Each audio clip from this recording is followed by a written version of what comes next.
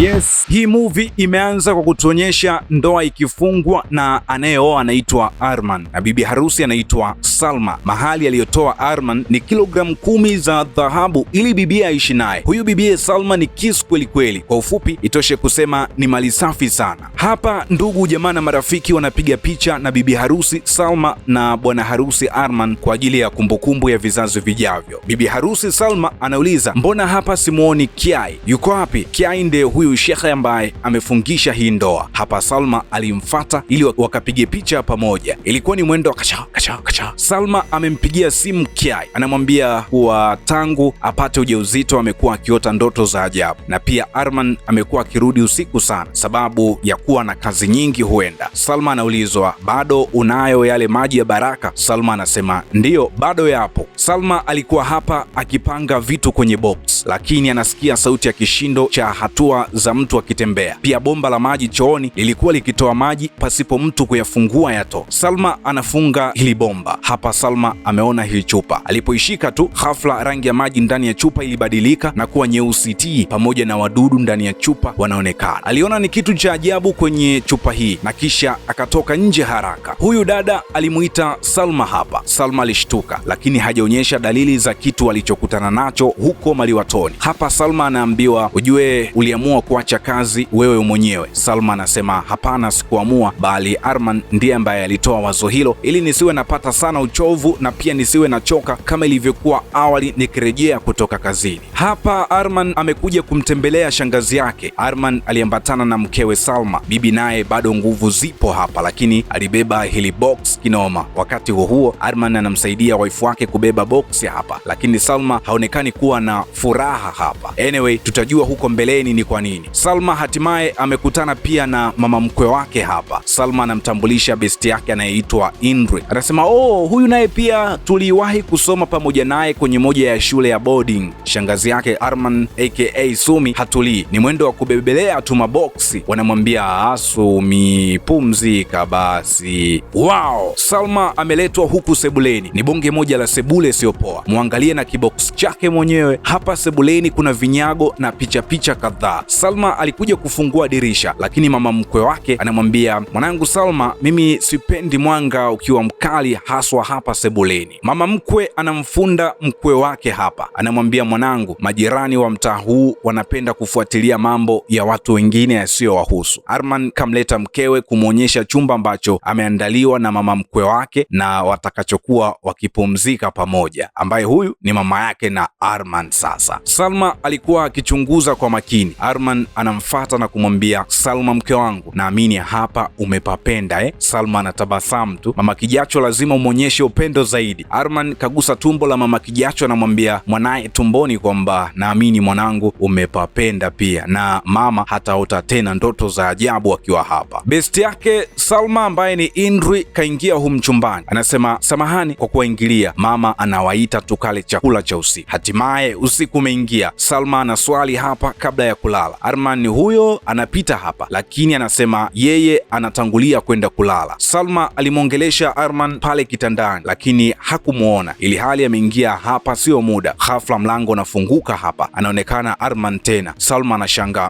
nini hichi? Mbona kama alipita hapa? Salma anamwambia Arman, bwana tusali tu pamoja muda huu, sitaki nilichokiona hapa kijirudie tena. Arman hana ujanja, ikabidi amsikilize mama Kijacho wakaswali pamoja ili mama awe na amani. Salma amelala na Arman, lakini anasikia sauti kama zaradi zinapiga na mwanga unamulika kwa fujo. Akastuka, ile anatizama kwenye gypsum kwa juu, anaona kuna matone ya damu yanatiririka juu ya tumbo lake. Oho, akastuka, akapiga kelele na kugundua ilikuwa ni ndoto tu, hakuna balaa wala nini. Lakini hili huenda ni balaa lingine la ndotoni. Kwa ufupi, imeshaanza kuwa mbaya hii. Muda huu ilikuwa imefika saa 6 kamili usiku. Arman amejilalia zake fofofo, haelewi kinachoendelea wala anachopitia mama Kijacho wake Salma. Mrembo alivuta shuka ili ajaribu kupata usingizi, lakini ndani yake, shuka lake kwa mara ya kwanza humo ndani anakiona kiumbe cha ajabu. Wewe, alipiga yowe mpaka Arman ameamka. Anamuuliza, nini shida mke wangu, nini kinaendelea? Bwana we, hatimaye pamekucha. Salma anamwambia Arman pamoja na mama yake Arman kwamba anko wake yeye Salma aka Kiai amemwambia anahitaji kuwasaidia kuongoza sala ya kuombea ujauzito wake wa miezi 4 kwa ajili ya kumwombea mtoto ajaye. Arman anasema haina shida, ni wazo zuri, lakini mama mkwe kuna namna kakaza, kuna namna hajafurahia wazo la Salma, sababu anajua wakija watu wengine humu ndani watakuwa wakifuatilia mambo yasiyowahusu. Hatimaye Kiai pamoja na majirani wamefika ili kuongoza swala ya kumwombea mtoto ajaye na kumwombea mama mpya mtarajiwa ajifungue salama. Hawa majirani wameanza kupiga umbea mwingi hapa kabla hata shughuli haijanoga rasmi. Eti kale kana mimba inaonekana ni kama miezi 4, ona kilivyofutuka sura. Hafla wanashuhudia taa inawaka na kuzimika, inawaka na kuzimika, yani inazimika inawaka. Hafla ilipiga radi ya kufa mtu. Mvua ikaanza kunyesha hapo hapo, lakini dua iliendelea kama kawaida. Unaambiwa wanaume walikuja hapa nje kusaidia kuondoa baadhi ya vitu ili visiloane na maji. Unaambiwa ni noma. Salma na Arman waliongozana kumsindikiza Anko Kiai aliyeongoza dua maalum hii leo, lakini kuna huyu mama aka mdada anamuita Salma, anamwambia Salma, mambo, karibu sana mtaani kwetu. Kumbuka Salma ni mkarimu sana. Huyu mama anajitambulisha kwa jina la Dia. Salma anasema asante Dia. Anamwomba Dia pia anamwomba Salma awe makini yeye pamoja na mwanaye mtarajiwa ajaye. Salma na Dia wakiwa huku wanamsikia mama mkwe akigomba, anasema siku nyingine sitaki tena mikusanyiko yenu, si umeona imesababisha viti vyangu vimeharibika. Dia anamwambia Salma, hawa bibi ndivyo, hawa kina bibi bwana ndo alivyo, maana umri umeshasogea sana. Hapa Salma yupo jikoni anaandaa msosi. Hafla mama mkwe anamuuliza, unaandaa chakula cha mwanangu Arman? Akasema ndio. Anaambiwa chakula gani hicho? Maana mwanangu anapenda sana nyama. Salma anasema hichi pia nakipenda sana, kuna yani fulani mama mkwe wa Salma analiona hapa. Kisha anasema Simi ameleta la nini huku hili nalo. Leo Salma amekuja kazini kwa mumewe, lakini alipofika hapa anaiona hii pisi haijamsalimia wala nini, ikapita zake tu shwa. Salma amemkuta Arman anaongea na simu, ikambidi atulie hapa kwanza. Arman anamuuliza Salma kwamba kwa nini umeamua kujitesa kwa kuniletea chakula mpaka huku mami, ungeniambia tu ningekifata huko chini. Salma anasema usijali bebi wangu. Arman amekifurahia sana hichi chakula. Salma anasema lakini sijapika mimi huu msosi. Arman akacheka then akasema kumbe ndio maana chakula hakina chumvi wala mafuta ya kula mengi. Akasema natania bana, ni kizuri na nitajitahidi pia nikimalize, usiwe na hofu kabisa. Katika ofisi hii alikuwepo besti yake ambaye ni Indri. Indri anamuuliza vipi maisha ya kuishi na mama mkwe. Salma anasema hakuna noma wala nini. Salma pia anasema lakini Indri, nadhani kuna siri ambazo mama mkwe wangu anazificha pale nyumbani. Michapo imeanza unaambiwa. Indri anasema acha kucheka Salma, jambo la serious kama hilo hebu niambie vizuri. Salma anasema nadhani kuna kitu mama mkwe hajakifurahia, haswa ile dua tuliyoifanya, lakini mimi sipendi mgogoro wala ugomvi na yeyote yule. Indri anamsihi Salma awe mvumilivu mpaka pale ambapo atajifungua mtoto, kisha watahamia nyumbani kwa Arman, maana ana mjengo wake ambao umekamilika kabisa. Salma alirejea nyumbani. Alipofika hapa alikuwa akichora picha. Ghafla anasikia kishindo cha mtu akitembea, lakini ghafla pia anaona kuna jiwe dogo ni kama limerushwa mpaka hapa ndani. Akastuka, alidhani huenda ni Bibi Sumi aka shangazi yake Arman, so ikabidi afunge mlango pale chap. Salma alisikia vitu vinajigonga, ile anakuja kuchungulia tu alikutana uso kwa uso na kiumbe cha ajabu. Alikimbia huyu mama mpaka akavunja jagi pendwa la mama mkwe. Salma anasema samahani mama mkwe, sijavunja makusudi. Yani sio kwa makusudi, kuna kitu nimekiona pale juu. Akaulizwa ni picha au? Anasema hapana mama. Akasema hapana. So mama mkwe anasema subiri Arman akirudi ataangalia ni kitu gani, ni panya au ni nini. Salma anapokea simu hapa kutoka kwa Dika, anaitwa aje huku nje kupokea mzigo, lakini mama Kijacho hana power ya kunyanyua hili box. Ikambidi amuite bibi mtu Sumi, maana hizi sio shida zake, nguvu ni kama Sylvester Stallone Rambo naambiwa. Akanyanyua noma. Arman alikutana na Dika hapa. Salma anaambiwa mbona kama Dika anakujali sana. Salma anasema huenda ni sababu ananisaidia sana pia kwenye biashara yangu. Kumbe hata huu mzigo aliyotoka kuupokea umetoka kwenye biashara ya Salma, ambayo Dika pia ni moja ya wale supplier, watu ambao wanasambaza mizigo noma. Salma amemsimulia mumewe Arman kuhusu alichokiona leo mchana huko juu. Ikambidi mwanaume Arman Arman aje kutizama hicho kiumbe. Hapa yupo na tochi yake, kazi inaendelea. Arman alisikia sauti kama ya kutisha, akapiga kelele, lakini anamwambia Salma kwamba hakuna chochote hapa, ni panya tu. Kumekucha. Arman katoka spidi ili awahi kazini, akaagana na bibie hapa, assalamu alaikum, then huya, lakini Salma ameokota kitu kama pete. Dia alimletea msosi Salma hapa, anasema mimi nimeshindwa kumaliza hichi chakula sababu niko peke yangu. Salma akapokea huku asante zikiwa nyingi. Asante. Dia anamwambia Salma, uwe unakuja na kwangu kunitembelea, nyumba ipo hapo karibu na mti mkubwa. Bibi kaletewa msosi kutoka kwa jirani. Salma anasema leo tutapunguza majukumu ya kupika chakula kwa ajili ya mama. Bibi Sumi akasema ya ni kweli, akaenda kukihifadhi chap. Salma anamuuliza huyu bibi kwamba yeye haoni vitu vya kutisha ndani ya nyumba hii. Anaambiwa ni kawaida kwa hali kama yako, hata mama mkwe wako Mrs. Lastri alipitia changamoto kama yako kipindi akiwa mjamzito. Usiwaze sana, ni kawaida, lakini kama utaendelea kujisikia huna amani hapa, jitahidi kusali kadiri ya uwezo wako na hali hiyo itaondoka hapa yenyewe. Salma amekuja huku kujiremba-lemba, lakini ghafla akaanza kujisikia kichefuchefu kama anataka kutapika hivi. Mama mkwe anauliza hichi chakula jirani gani ambaye ametupatia? Salma anasema ni Dia, jirani yetu, nyumba yao ile iliyopo pembeni ya mti mkubwa. Hapa anaaga kuwa anampelekea chakula Arman kule kazini, lakini anahitaji pia kwenda kumsalimia anko wake Kai kule boarding. Salma anamwambia Kai kwamba bado ndoto za kutisha nimekuwa nikiota, pia kuna kiumbe cha ajabu kuna nyakati kinanitokea, sijui kama sababu ni ujauzito au kuna kitu kingine. Kai anauliza vipi, mumeo Arman anajua hili swala? Salma anasema hapana, Arman amekuwa na majukumu mengi sana siku hizi, hivyo naogopa nitamwongezea mzigo mwingine wa mawazo. Salma anasema nawakumbuka sana wazazi wangu, endapo angekuwa hai nadhani nisingepitia yote haya. Kai anamshauri afanye sana sala na Mungu atamsaidia kuondokana na hili tatizo ambalo anapitia kwa sasa. Mzee anasema nitakupatia maji ya baraka ambayo yamebarikiwa, naamini atakusaidia. Kai aliletewa zawadi ya msosi, lakini alipofungua hichi kibakuli ghafla anaona chakula kimekuwa cheusi na kinatoa wadudu kuonyesha kimeoza. Wote wanashangaa hapa nini? Arman naye anakutana na tukio kama la Kai, chakula kina wadudu nyomi, hii imeshakuwa mbaya. Arman kamaindi kinoma. Salma anasema mbona nilikionja hata mimi kilikuwa sawa tu, huenda kuna mtu amekibadili, labda amekuwekea chakula kingine. Salma mzuko ulipanda, akaanza kufokafoka tu hapa, kajisahau hata kama yupo ukweni, mambo yanamwendea hovyo sana. Hata ndoa bado ni changa, lakini pia moja haikai, mbili haikai, tatu usiseme. Hapa mama mkwe anamuuliza mwanaye yupo sawa kweli, maana Salma amekuwa analalamika kuona vitu vya ajabu. Arman anasema mimi nipo sawa tu. Mama Arman anamwomba mwanaye amwambie kama kuna kitu kinaendelea, asifiche, ili waone kama msaada utahitajika wafanye nini. Mawasiliano ni muhimu, asiwe kama yeye ambaye alikuwa akibaki na vitu moyoni tu kipindi hicho. Mama Kija Salma alikuja kutizama kwenye kioo huku, lakini anagundua ule mstari ambao huwa unakuwepo chini ya kitovu kwa wajawazito haupo. Ghafla akaona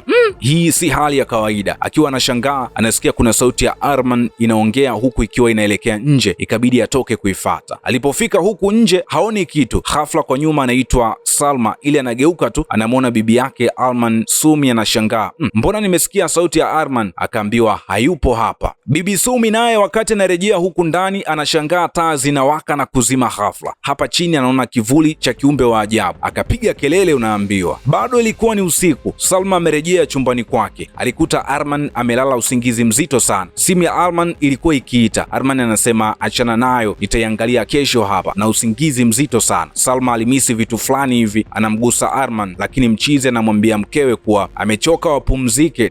Salma aliumia sana. Bisumi anamwambia mama mkwe wa Salma kuwa anahofia magumu ambayo Salma anayapitia kipindi hichi, lakini mama mkwe anasema hebu hakikisha tunamjua huyo jirani Dia ni nani. Salma hapa anapita mtandaoni kujua ishara muhimu ambazo mwanamke mjamzito lazima azifahamu. Ghafla anasikia kama kuna kitu kinatembea eneo hili. Ghafla pia anaona ukuta umeanza kupasuka wenyewe, vumbi zito na vitu vinaanguka, akaruka. Arman hapa yupo kazini na wateja wake ambao amewafanyia designing ya nyumba, lakini kuna simu inapigwa hapa mara mbili. Ilikuwa ni simu kutoka kwa mke wake Salma, ikabidi aipokee. hello Salma. Anasema Arman, huku ambako nipo hali si shwari, kuna kitu kinatisha ile mbaya, kimeingia ndani ya nyumba mpaka nyumba imepata nyufa. Lakini Arman anasema nilikwambia leo na mkutano mzito na Mr. Deni, umesahau? Na ni mkutano muhimu sana. Salma hapa yupo na huyu kijana Dika ambaye amekuwa akimsaidia kazi katika duka lake, anapanga vitu hapa. Salma kuna kitu anakisikia juu ya hili ceiling board, anamuuliza Dika naye kama anasikia kitu hicho. Dika akawasha taa ya simu yake, ghafla anaona ndege wa kutosha wanatoka kwenye hili ceiling board. Dika akaanza kupambana na hawa ndege. Arman amekuja eneo hili kurefresh kidogo. Huyu bishosti Indri akampa jamaa fegi. Mrembo anamuuliza Salma, amekupigia? Lakini hata ukiamua kutonijibu ni sawa pia. Huyu Indri kwani anauliza maswali haya? Afu ni mume wa mtu huyu Arman. Anyway, Arman anajiongelesha kwamba hajui changamoto hizi kama kila wanandoa wanazipitia au zinatokea katika familia yake tu. Mama mkwe wa Salma alikuwa jikoni, lakini anasikia kuna mtu anamsemesha Salma huko nje. Ikabidi achungulie. Huyo ni Dia anamsemesha Salma, anamwambia mumeo anachelewa kurudi, najua hilo. Pia ukiwa katika hali kama hiyo ya ujauzito lazima uwe na hisia kali sana. Dia anasema ameolewa ndio, naye amewahi kupitia changamoto kama ambayo anapitia Salma enzi hizo. Dia anasema alidhani ana tatizo, lakini kumbe kulikuwa na tatizo jingine. Kumbuka wakati huo mama mkwe wa Salma hamuoni Dia, lakini kuna sauti anaisikia na Dia anazungumza nayo. Salma amekuja ofisini kwa Arman kumuona kwa mara ya pili huyu dada, na hii si mara ya kwanza kumuona hapa ofisini. Ikabidi amfate, maana kila akimuita haitikii. Indri alimuona Salma hapa ofisini. Salma akawa mkali kwa Indri, anauliza mbona unanificha? Yule mwanamke ni nani ambaye amekuwa akinikwepa? Arman mkali hapa anauliza mbona hujatoa taarifa yeyote kama unakuja? Salma anasema yule mwanamke aliyevaa nguo nyekundu anayetoka kwa Arman ni nani? Arman anashangaa, anaambiwa yule aliyetoka ofisini kwako Arman, wewe ni nani? Anaambiwa mbona hujawahi kuniambia chochote kuhusu huyo mwanamke Arman? Anaambiwa mwanamke mwenyewe ni huyo unayemuona hapo kwenye picha, ndo ambaye amepita hapa, nimemwona ametoka chumbani kwako. Arman anasema Salma, unanichanganya. Ulisema ujisikii vizuri kwenye nyumba tuliyopanga, nimekupeleka kwa mama, bado ujisikii vizuri. Mara nyumba inapasuka nyufa yenyewe, mara kuna mwanamke ametoka huko, mbona mimi sijamuona? Sasa unanichanganya ujue Salma. Oya, Salma alifoka, haijawahi kutokea, unaambiwa ni hatari faya. Arman akaona atajaziwa nzi hapa ofisini, akamwambia twende tukazungumzie ndani ya gari kule nje. Arman anamuuliza Salma kama anataka wahame nyumba au kama vipi aache tu kazi. Arman anasema nahitaji uwe karibu na mimi, sio naomba dharura kumbe upo huko na mademu. Wakiwa wanaendelea kubishana, alimanusura wapate ajali. Arman amekuja kupumzika zake kitandani, maana uchovu ni mwingi. Ghafla anapitiwa na usingizi, lakini anamuona ndotoni Salma akiwa na mkaba shingoni. Arman alitoa mlio mpaka usingizi ukakata. Bisumi muoga sana, alikuwa akielekea kwao. Njiani hapa anaona kuna mwanamke katangulia akiwa amevaa nguo nyeusi na wala hageuki. Akaona isiwe tabu, ngoja nimfuatilie nani huyu. Bisumi alichungulia humu ndani lakini haoni kitu. Ghafla anaona kwa macho yake kiumbe cha ajabu. Salma amekuja kunywa maji hapa. Mama mkwe wake anamuuliza endapo Arman hajalala hapa nyumbani. Pia anaambiwa kama kuna tatizo lolote hakikisha unaniambia Salma, sawa? Ama kijacho anasema Arman ndiye ambaye hataki kunisikiliza, sio mimi kumsikiliza yeye. Oho, ishakuwa mbaya sana hii. Salma anaambiwa Arman amekuwa anachelewa sana, amekuwa pia na project nyingi, so huenda anarudi akiwa amechoka sana. Salma anamwambia mama mkwe wake, unamtetea atakuwa mwanao amechoka ndoa.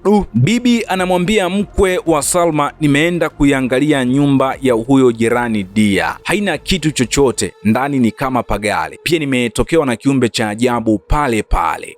Hapa Dia akaja kumtembelea Salma, lakini bibi anaendeleza michapo kuwa lazima tumwambie hili Salma mapema. Ghafla Salma amerejea humu ndani, anauliza kama kuna kinywaji chochote, maana kuna mgeni Dia amekuja kuwatembelea. Oho, ishakuwa mbaya. Moja ikai, mbili haisogei. Huyu Dia huyu sio Mahi, huyu sio Mahidia, noma. Salma amerejea tena kutoka nje kwa alipokuwa yupo Dia, lakini mama mkwe wake Mrs. Lastri anamuita Salma, haitiki wala hageuki. Mama mkwe siku aliwasha jiko la umeme, lakini ghafla ni kama lililipuka, hivyo aliumia mguu. Maumivu yalikuwa makali sana. Bi Sumi chapo akafika eneo la tukio. Mrs. Lastri anashangaa kumwona Salma akitokea upande mwingine, ili hali Salma amemwona akiingia chumbani na ndiye aliyekuwa akimfuata kabla ya kuwasha jiko na kulipuka hapa. Bi Sumi kaanza kilio huku anasema yeye ndiyo chanzo, maana majukumu ya kupika ni yake. Angekuwepo huenda Mrs. Lastri asingekutana na alichokutana nacho, akiwa na maana kwamba majeraha ya mguu ya Mrs. Lastri yeye huenda ndo chanzo. Mrs. Lastri anamwambia Bi Sumi ameongea na anko wake Salma kuhusu yanayoendelea hapa, lakini anasema hawezi kuja sababu yuko bize huko boarding. Cha kufanya watumie maji ya baraka, yatawasaidia na kuwalinda dhidi ya mabalaa na ndoto za hovyo. Bi Sumi kaagizwa hayo maji. Safari na muziki ikaanza. Njiani humu kuna hatua zisizo za kawaida. Kuna nyakati anahisi kuzisikia lakini hajali wala nini. Hizo hatua anazisikia nani huyu? Bi Sumi kapewa maelekezo ya mahali anapokwenda kupitia karatasi ili afike kwa mzee Kiai ambaye ni anko wake Salma. Shule inaitwa Al Mukmin Boarding Islamic School. Bi Sumi haamini anachokiona hapa. Kabla ya kufika kwa mzee Kai, anashuhudia live mabalaa ya hichi kiumbe. Mambo ni live. Hichi kiumbe ndicho kile alichokiona ile siku anaenda kuchunguza jirani yao Dia, ambaye ameanzisha ushosti na Salma, unaambiwa, ambaye ni mama kijacho. Hapa bibi aligongwa na basi, msiba tayari. Mzee Kai, anko wake Salma, amekuja chumba hichi kuchukua moja ya vitabu ili ajisomee, lakini anagundua kuna baadhi ya kurasa hazipo, zimechanwa. Ghafla taa zinawaka na kuzima hapa. Mzee kafunua aya gani na kwa nini hali inakuwa hivi? Tutafahamu hapa. Mzee Kiai anashuhudia kiumbe chenye umbo la mwanamke kimevaa nguo nyeusi kinapita hapa. Kuna maneno kutoka moja ya aya akayatamka na kiumbe kikapotea. Upande huu simanzi imetawala. Bi Sumi hatunaye tena duniani. Mama yake Arman, Mrs. Lastri, analia hapa akijilaumu kuwa yeye ndiye chanzo, sababu alimwagiza maji ya baraka kwa anko wake Salma ambaye ni mzee Kiai. Kumbuka Kiai kuna kitu kimemtokea kule chumba cha vitabu, ishakuwa noma tena. Mrs. Lastri